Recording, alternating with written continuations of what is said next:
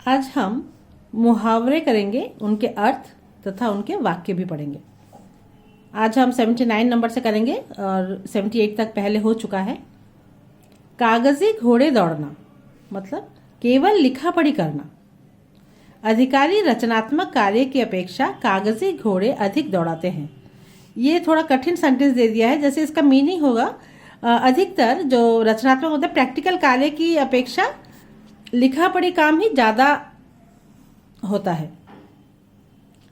काटो तो खून नहीं मतलब भयभीत होना। प्रधानाचार्य को सामने देखते ही किशोर की हालत काटो तो खून नहीं जैसी हो गई, मतलब प्रधानाचार्य को सामने देखते ही लड़का भयभीत हो गया। कान खड़े होना, सावधान होना। रुपए का नाम आते ही लालची व्यक्तियों के कान खड़े हो गए। कान भरना मतलब बुराई करना। सोहन अपने दफ्तर में काम करने वाले व्यक्तियों के खिलाफ भी अफसर के कान भरता रहता है। तो सोहन अपने दफ्तर में सभी के बारे में जाकर अफसर के कान भरता है। कलेजा मुंह को आना, अत्यंत व्याकुल होना। गुजरात में आए भूकंप की तबाही देखकर कलेजा मुंह को आने लगता है। कलेजा मुंह को आने लगता है, ठीक है। कलई खुलना मतलब भेद खुलना। धोखे से किया गया व्यापार थोड़े दिन ही चलता है, अंत में उसकी कलई खुल ही जाती है, भेद खुल ही जाता है। काया पलट होना मतलब बहुत परिवर्तन होना। किशन को नौकरी मिलते ही उसके परिवार की काया पलट गई, मतलब वो सच्चल हो गए।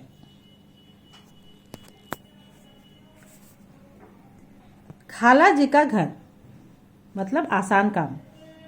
आजकल नौकरी प्राप्त करना कोई खाला जी का घर नहीं है, मतलब नौकरी प्राप्त करना कोई आसान काम नहीं है। खाक छानना, कष्ट में भटकना। अच्छी भली नौकरी तो छोड़ दी, अब दर दर की खाक छान रहे हो।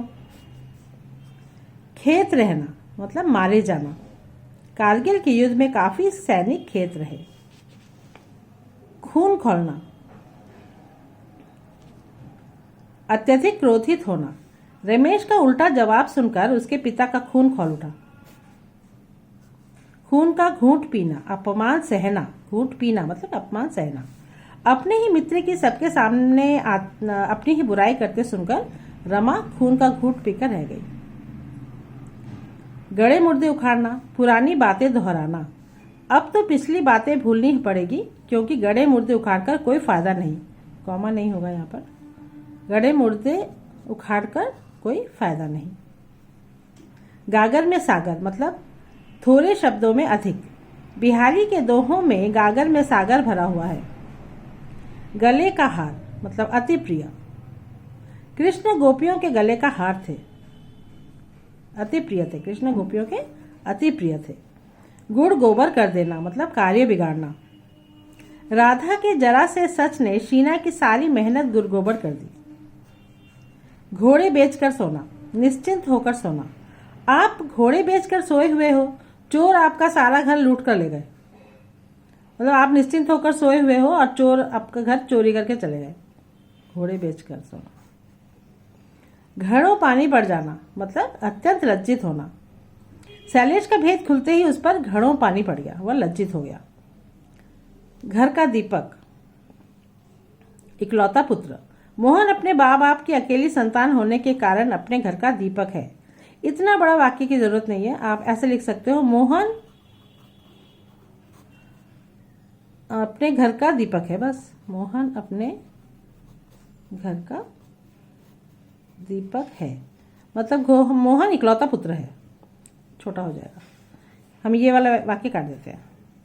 जले पर नमक छिड़कना मतलब दुखी को और दुख देना। राधा तो पहले ही अपने ससुराल वालों से दुखी है, फिर उससे बार बार वही बातें पूछ पूछ कर क्यों उसके जले पर नमक छिड़क रहे हो।